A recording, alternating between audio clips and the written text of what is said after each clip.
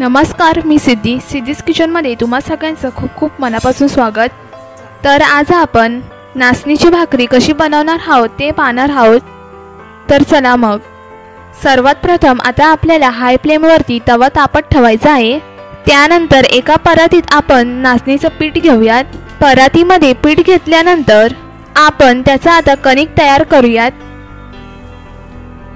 आणि जसं पिठाला पाणी लागेल तसं थोडं थोडं टाकू। त्यामध्ये पीठ मळता मळता आपण जो तवा आधी हाय फ्लेमवरती तापत ठेवलेला होता तो आता लो फ्लेमवरती करून घेणार आहोत।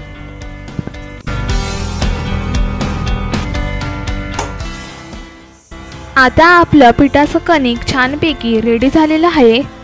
त्यानंतर आपण जेवढं भाकरीसाठी पीठ घेणार आहोत तेवढा भाग बाजूला काढून घ्यायचा आहे आणि उरलेल्या पिठाचा गोळा दुसऱ्या ताटात ठेवून घेणार आहोत।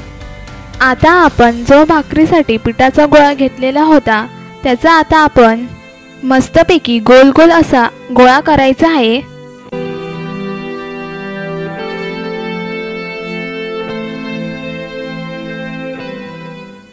गोळा केल्यानंतर परातीमध्ये थोडेसे नाचणीचं पीठ घेणार आहोत।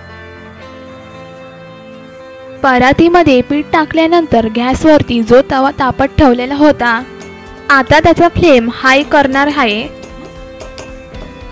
तर इकडे आपण मस्तपैकी गोल गोल अशी नाचणीची भाकरी बोटाने थापून घ्यायची आहे।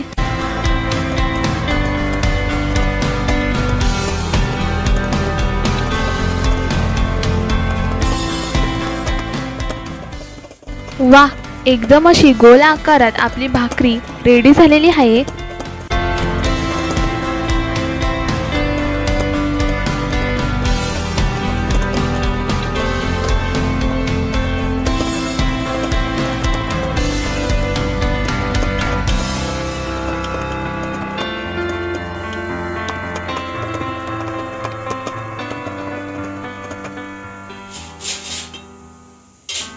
तर आता आपण ती भाकरी तव्यावरती ठेवूयात।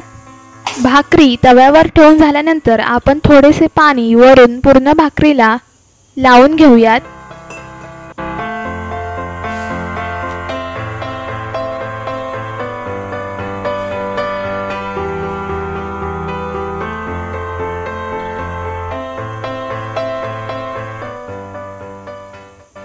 पाणी लावल्यानंतर आता आपण भाकरी परतणार आहोत आणि भाकरी परतून झाल्यानंतर आता आपण दुसरी भाकरी त्याच पद्धतीने थापून घ्यायची आहे।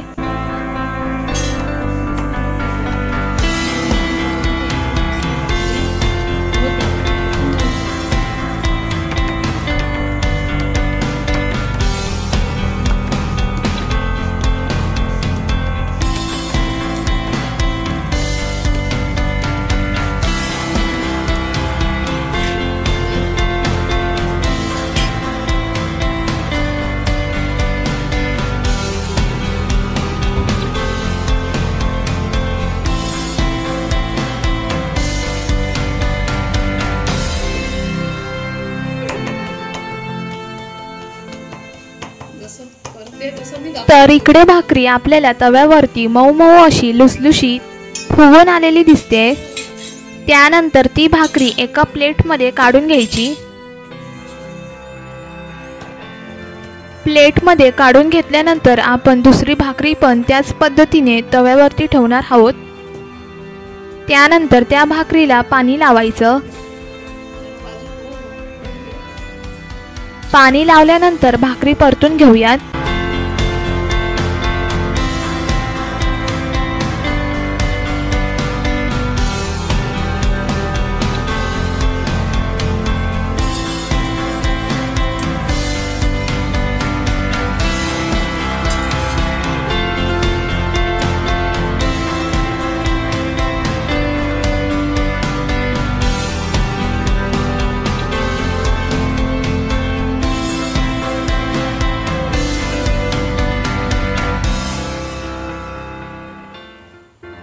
आणि काही थोड्या वेळाने आपली भाकरी फुगलेली दिसेल।